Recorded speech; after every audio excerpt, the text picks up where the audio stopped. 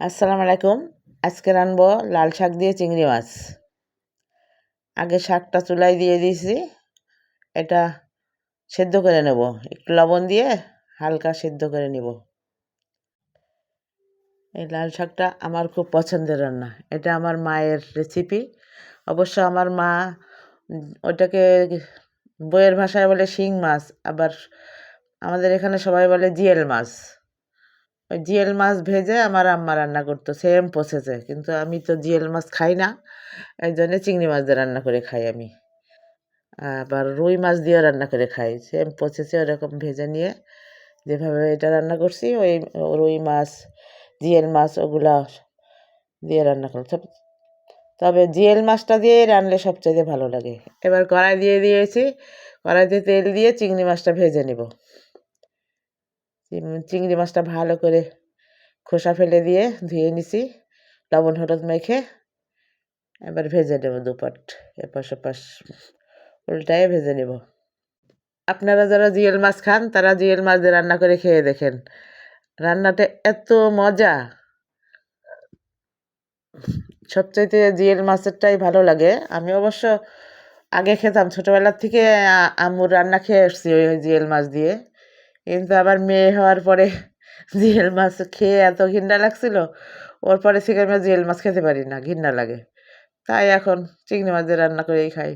মাছটা ভেজে তুলে নিয়েছি, এবার পেঁয়াজ আর রসুন বেটে নিয়েছি। ওইটা আমার মায়ের রান্না, তো আর মা পেঁয়াজ বাটা দিয়ে রান্না করে, এই জন্যে পেঁয়াজ বাটা কষাই নিয়েছি। এবার গুঁড়া মশলা দিয়ে দিলাম, শুকনো মরিচের গুঁড়া, হলুদ, লবণ, জিরার গুঁড়া, ধনিয়ার গুঁড়া দিয়ে মশলাটা ভালো করে কষাই নিব।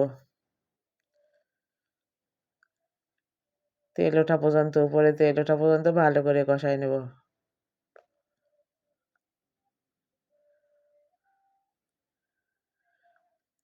আমি আমার রান্নাগুলা দেখাই, আপনাদের সাথে শেয়ার করি, যেহেতু আমার মায়ের রান্না এগুলা, বেশিরভাগ রান্নাই আমার মায়ের রেসিপি, ওই জন্য আমি শেয়ার করি যে আমার মায়ের রান্নাটা তো, আমার আম্মা দুনিয়াতে নেই, আমার আম্মার রান্নাটা যাতে বেঁচে থাকে। আগের দিনের দাদি নানিদের রান্না, মাদের রান্না তো অনেক টেস্টি। আজকাল আমরা তো ফাঁকি ঝুঁকি দিয়ে রান্না করি। এবার মশলা কষানো হয়ে গেছে, এবার মাছটা দিয়ে দিয়েছি, মাছটা একটু কষাই নিব। আমার এসব রান্না খেয়ে আপনারা বাসায় ট্রাই করবেন, ট্রাই করে খেয়ে দেখবেন, যদি একটুও ভালো লাগে তাহলে আমার পাশে থাকবেন, আমার চ্যানেলটাকে সাবস্ক্রাইব করে দেবেন।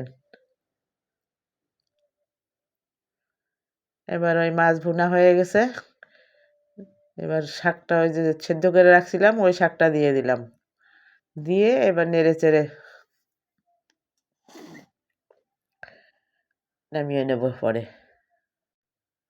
জানি এক একজনের হাতের রান্না এক এক রকম, আমার মায়ের হাতের রান্নার সাথে আমার রান্নার তুলনা হয় না, কারণ আমার মার রান্না এত টেস্টি ছিল, অন্যরকম একটা স্বাদ লাগতো। আমিও যে রান্না করে খাই, স্বাদ হয়, কিন্তু তারপরে আমার মার মতো হয় না।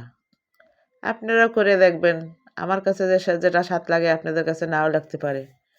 তবে লাল শাক ভাজি খাওয়ার চাইতে আমার কাছে মাছ দিয়ে এরকম রান্না খাইলে ভালো লাগে।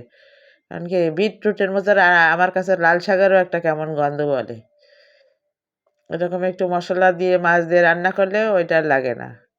আবার ভাজি বেশ কড়া করে ভাজি করলে গন্ধটা থাকে না, কিন্তু ডাক্তাররা তো আর বলে কড়া করে ভাজি খাবেন না, ওটায় কোনো ভিটামিন থাকে না, গন্ধ তাড়াতে গিয়ে পরে ভিটামিন চলে যায়। এই জন্যে আমি রান্না করে খাই লাল শাকটা, ভাজি খুবই কম খাই। আপনারা আর একটু ঝোল ঝোল রাখতে চাইলেও রাখতে পারেন, আমি একটু শুকাই নিছি, আর একটু ঝোল খাই। রুই মাছ দিয়ে যখন রান্না করে গায়ে গায়ে একটু ঝোল থাকে, জিয়েল মাছ দিয়ে তো একটু আর একটু ঝোল রাখায় আমার মা, রাখতো আর কি, রাখে না, রাখতো। জিয়েল মাছেরটাই বেশি মজা, আপনারা খেয়ে দেখবেন। এই জিয়েল মাছ দিয়ে আমার দাদি একটা রান্না করতো, যেটাকে করলা বলে, এত টেস্টি, এক উপরে ঝোল থাকতো, তারপরেও যে এত টেস্ট। জিয়েল মাছ ভেজে নিয়ে রান্না করতো করলা।